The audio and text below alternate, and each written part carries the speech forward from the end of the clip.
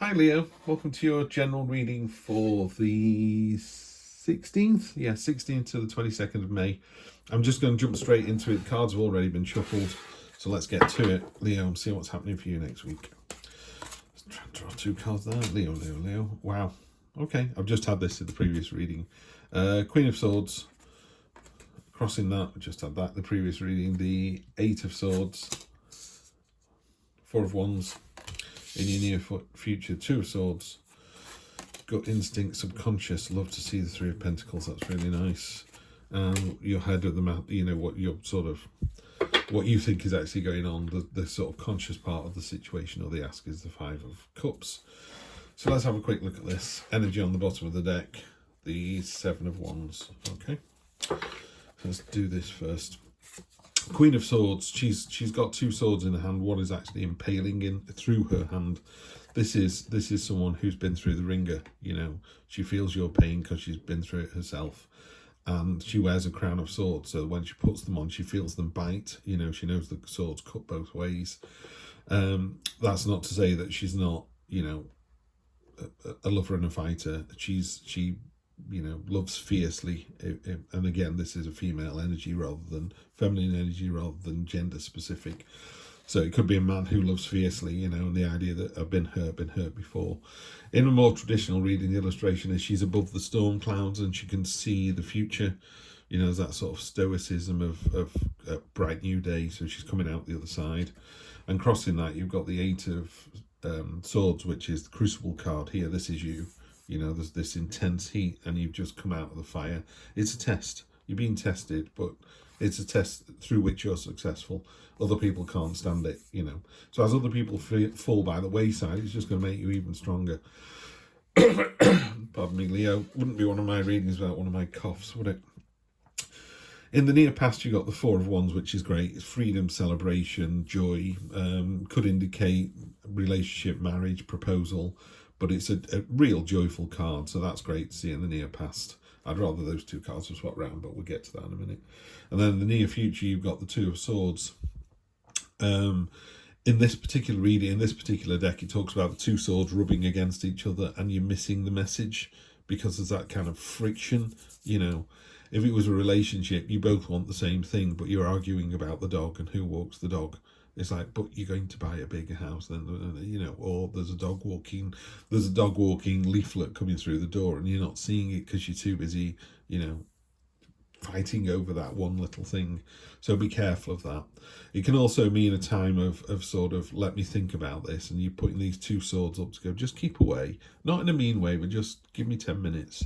But rather than give me 10 minutes with a smile on your face, you're like, give me 10 minutes. I just need to go away and think about this.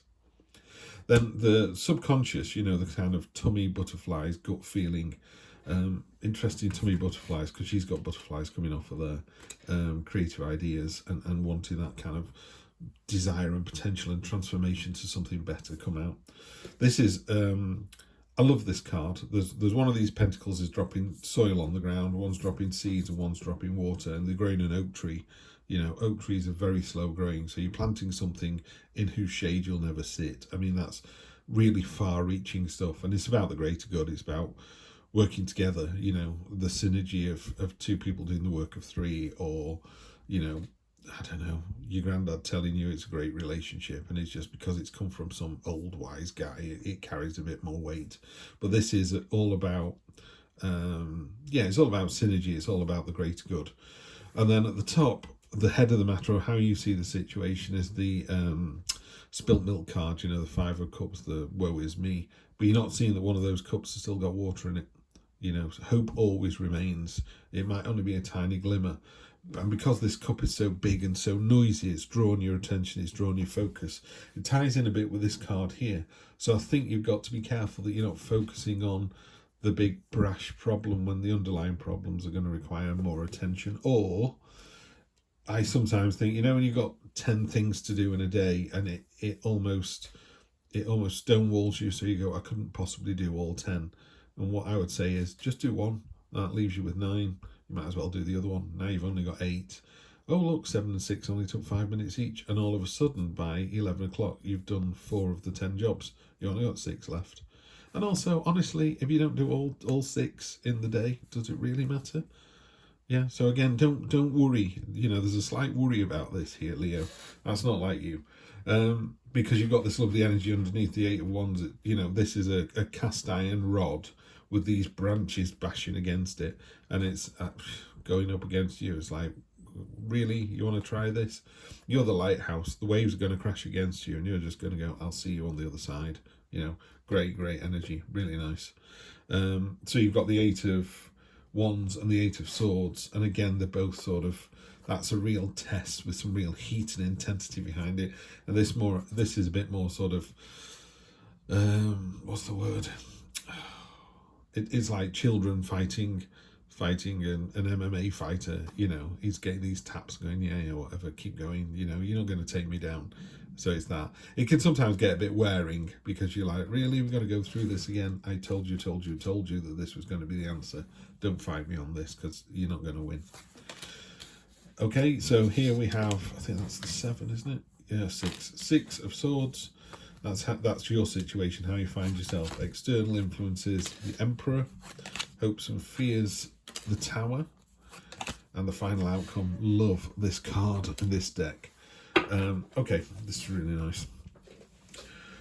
So you need to remember that if you focus on your problems, they don't go anywhere. So in this card, it might just be able to see right down at the bottom there. There you go, a tiny little boat. That's you. So what starts off as these terrifying, massive, old, rusty swords, because the swords aren't doing anything, are they? You know, a blunt sword is basically a metal stick. These blunt, rusty swords aren't doing anything. These are your burdens, your problems, your issues, and you're trying to sail away from them, but they're so big, you're going to carry them with you. And you need to know that, you know, if you're a miserable sinner and you win the lottery, you're just a rich, miserable sinner. It doesn't change. Money can change a situation. You know, if you're living in a 1-bedroom apartment or flat and it's leaking and it's horrible, then winning the lottery will enable you to get a better place. But if in your heart and head you're miserable and upset and sour for some reason, you're just going to have more money and stay in the same place. I was thinking, when you put your head on the pillow, you know, and you're left with your own thoughts, that's the most important part of the day for me. Did I do a good thing? Was I a better person than I was the day before? Am I going to be a better person tomorrow? What can't I fix? So I'm going to have to live with it. What can I change? You know, and I will change it. And other people know you can change it because you've got the Emperor energy here. This is a real order, control, in charge, not kind of wielding power, but just being that really powerful, able person. Yeah. So you are able to take your burdens with you, admit that you've got them. We all have baggage, you know, just admit it, take it with you. And again, it gets less important because, you know, we're going to concentrate on the hope and we're going to concentrate on the message, and that's going to enable us to do that. Now, hopes and fears are, you worried that there's a big cathartic moment coming in, there's a big Tower moment coming through. Good thing about the Tower is it's a bit like what's the word? It's a bit like a thunderstorm. You know, it's very intense and rumbly and everyone runs and hides, or a twister. And when you come out, the ground has been cleared. It's like, right, we can start again now. This time I'm going to build a house that doesn't get blown away by a twister. And it's the same in a relationship. You could go, do you know what? You working nights isn't working for me. We don't see each other. The relationship's going nowhere. Give up nights. So they either give up nights or they give up the other person. But both of those, so you go, right, you decided that you wanted, work was more important than me. Fine, that's not the relationship I want. Or they go, you're right, I shouldn't be working nights, and they give it up, and then they, you know, you have a long and happy life together. So that's really good. I think the Tower is a really powerful card for that real cleansing. Just cut away all the dead wood. You know, it is painful, it's upsetting, but in the long term, it's just so good for you. And the outcome, the reason I'm so pleased about that is, Leo, on the outcome, this is one of my favourite cards in this deck. This is the Page of Pentacles. She's not wearing any clothes, so she's nothing to hide. She's truthful, she's authentic. She's got a lovely, relaxed expression on her face. What this person's done, what this energy tells us is, if you see something, just go and grab it. You know, that could be your future partner, it could be money, it could be a job, it could be a new way of thinking. It could be something as subconscious as that, you know, I'm not going to put up with this anymore. And she's pulling herself up one-handed, which takes real strength. But what she's done is she's committed to that ideal, and because of that, she's successful. You know, I can do a Patronus, so I'm going to do a Patronus. So she did do a Patronus. You know, it's that kind of, you know, thank God for Harry Potter. You know, that kind of energy. And again, these are all the successes here, these minor successes. It's like, you've done this before, you can do it again. You can even do it one-handed. I mean, that's real skill. So that's a great way to end that read. It's really good reading, this. I like it a lot. You know, make sure you're talking to other people and rely on other people, and don't lose focus. Don't get drawn in by the flashy, showy problems. Yeah, you're gonna have to. You've got to be aware that when you put your head on the pillow, if you haven't dealt with those issues, burdens, problems, they're still going to be there.